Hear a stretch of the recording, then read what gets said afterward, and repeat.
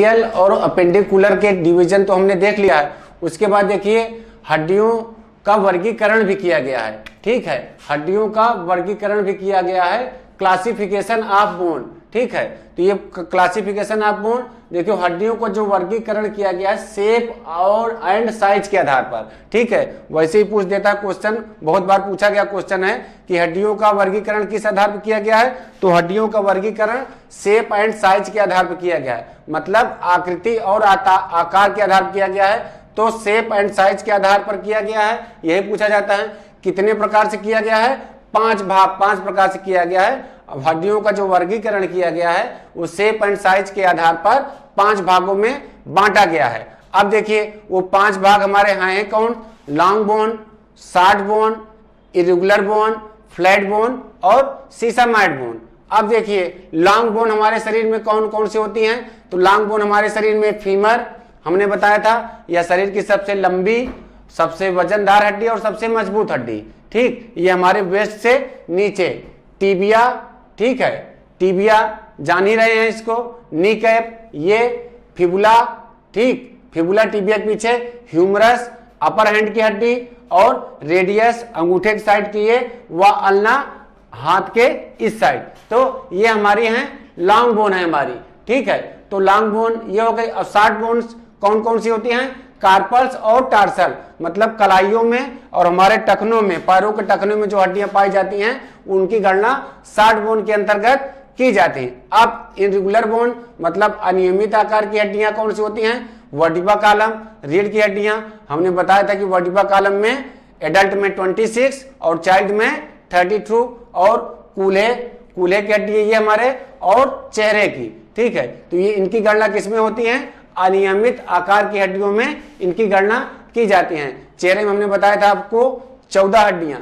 ठीक, अब flat bone, ठीक है, अब फ्लैट बोन देखिए, फ्लैट बोन में किसकी गणना होती है, क्रेनियम। हमने बताया था जहां हमारे हेयर उगे हुए हैं ये भाग हमारा क्रेनियम है। क्रेनियम में कितनी हड्डियां, 8।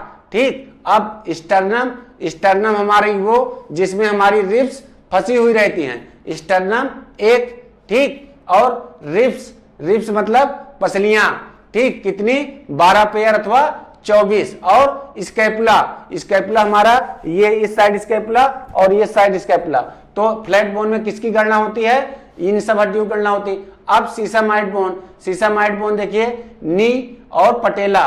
ठीक है, पटेला इनकी गणना किसमें होती है, सीसामाइड बोन के अंतर्गत होती है। तो आपसे वैसे ही पूछ देगा कि सीसामाइड बोन कौन सी हैं या लॉन्ग बोन कौन सी हैं, या हड्डियों का वर्गीकरण किस आधार पर किया गया, ये बहुत पूछा जाता क्वेश्चन है। तो हड्डियों का वर्गीकरण शेप एंड साइज के आधार पर 5 भागों में किया गया है।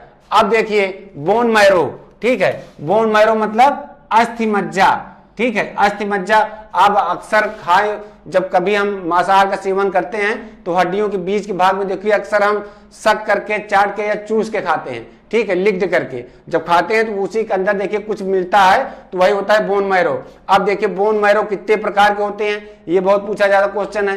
तो बोन मैरो कितने प्रकार के होते हैं, 2 प्रकार के होते हैं, रेड बोन मैरो और येलो बोन मैरो। ठीक है, अब रेड बोन मैरो देखिए, रेड बोन मैरो जो होता है हमारा, उसमें लाल रक्त कोशिकाओं आरबीसी तथा उसमें उपस्थित हीमोग्लोबिन का निर्माण होता है। जैसे पूछ देगा आरबीसी का निर्माण कौन से बोन मैरो में होगा, तो रेड बोन मैरो में होगा।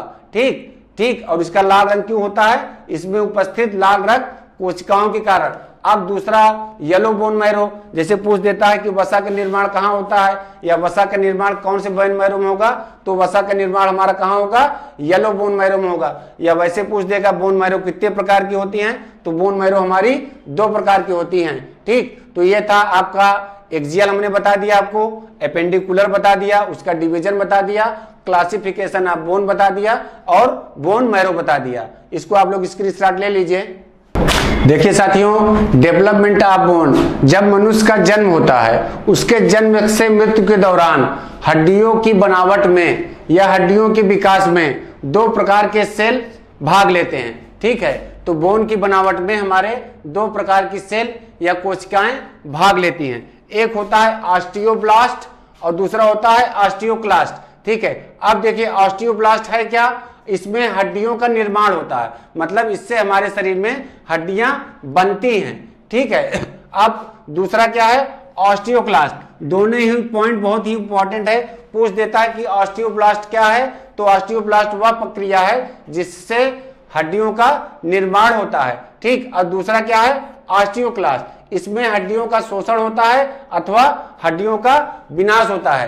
तो ठीक है, तो डेवलपमेंट ऑफ बोन कितने टाइप के होते हैं, तो डेवलपमेंट ऑफ बोन 2 टाइप के होते हैं। एक होता है ऑस्टियोब्लास्ट, ऑस्टियोब्लास्ट मतलब वह जिसमें हमारी हड्डियां बनती हैं, और दूसरा होता है ऑस्टियोक्लास्ट, ऑस्टियोक्लास्ट मतलब वो जिसमें हमारी हड्डियों का शोषण होता है अथवा उनका विनाश होता है।